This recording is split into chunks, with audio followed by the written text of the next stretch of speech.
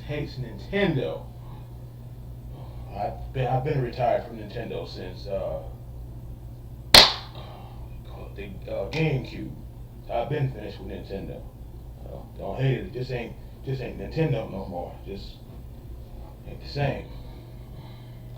What is happening, Magnus sites? So a lot of you want to know why I don't play Nintendo anymore. That all rhyme. Don't hate to play, hate the game. Bars!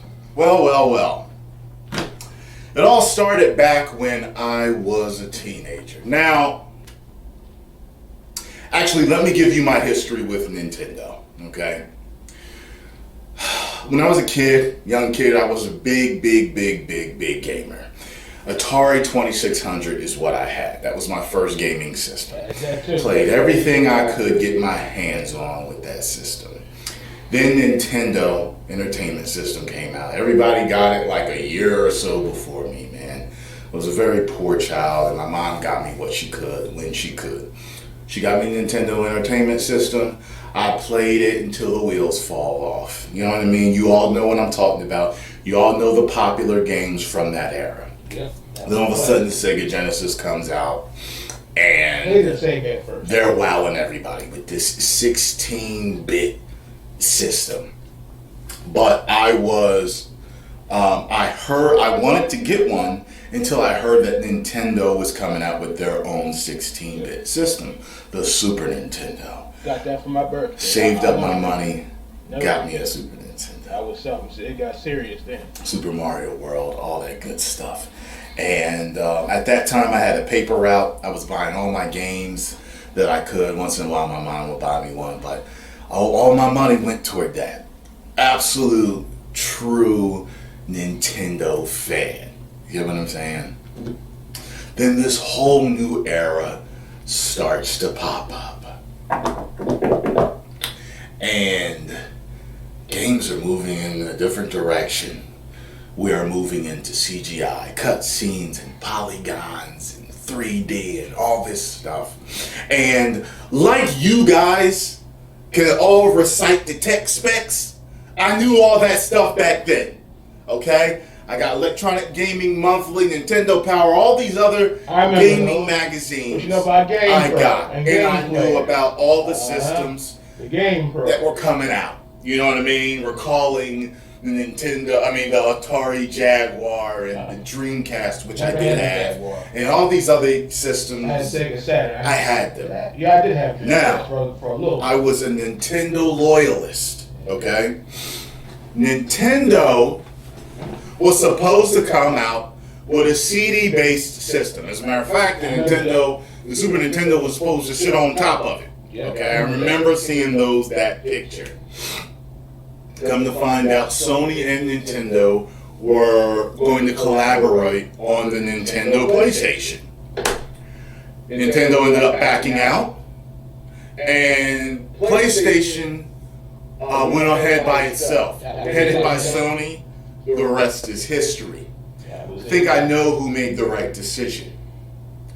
Now, Nintendo decided to go cartridge-based with their Nintendo 64. Now, I know Nintendo 64 is ingrained in the hearts and nostalgia of a lot of... Nintendo 64, was not, that controller is still weird. It still looks weird, but it wasn't that bad. Because the systems over the controller was weird, but that was the last of the era of the cartridges. Those damn cartridges were expensive, $70 and $80 a game. That was expensive. I'll never forget that. One game, close to $80. The cheapest was probably $60, and that was still bad. But GameCube. Nintendo 64 wasn't that bad. GameCube. I like 64 better than I like GameCube. And the GameCube had little tiny little CDs. It took them 20 years to make the CD, but it wasn't 64 wasn't that bad.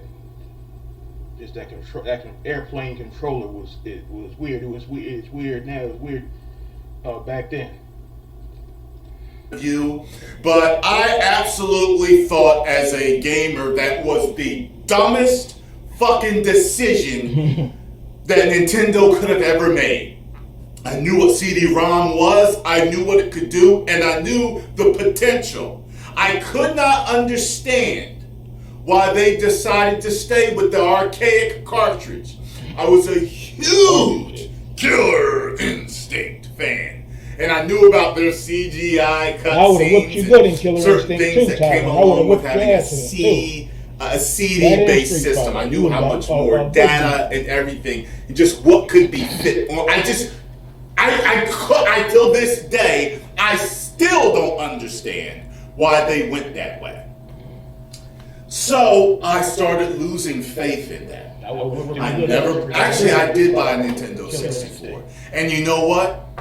I have it somewhere in storage or something, and the box has never been opened. That's a collector's item. It's probably worth some money, right? Yeah, I'd hold on to that if I was you. I forgot where I even put it. I never opened it. And I bought it like a year or two after everybody else already had it, just in case I wanted to play something that was on it. I remember playing Killer Instinct 2, which I didn't like as much as the first one. Never played it. And Mario 64 on it. And then I played the James Bond, was it GoldenEye with my boy? That was it. I had the James Bond. I did not give a flying fuck about the Nintendo 64. I ended up buying the PlayStation, fell in absolute love with PlayStation. Now, let me see something. And basically never. And the PlayStation, one thing you notice, Super Nintendo, instead of the gray and purple, it was like gray and like tinge, and then the controllers were similar because the buttons and stuff, except for the joystick thing. That was the other controllers. It was smaller than that at first, but it was similar. The 4 buttons on the thing, and it had 8 buttons on it. 4 buttons on the top of the thing, but it was similar. The controller style was similar to the Super Nintendo controller. If anybody noticed that. Really went back. Now, after losing my confidence in them, I decided to try the GameCube. Yeah. I actually really liked a wrestling game, a WWE game that they made. Right, that's all. And I never bought any other game for it. It was just that one wrestling game. I was big into wrestling at that time. And after that, playing that game, I fell off with my love for gaming. It just dwindled off. Flash forward several years. The Arkham Knight bundle package of the PS4 was released. I get back into gaming. Hold on there. Now I'm streaming and I'm watching videos about games. Hold on now. I don't know about skipping over PS2 and PS3. You really missed something. You say you don't like the GTA games, but the Def Jam Vendetta and all those wrestling games. Capcom vs. Marvel 2. Capcom vs. SNK. You really missed. And then the PS3, the libraries. The PS4 is just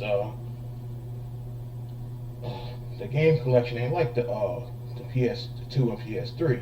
They just have the Batman and Uncharted and a couple other games, but that's it. It ain't good like to me, not as good as the PS3 and the PS2 combined. I don't know about skipping those two over, but okay.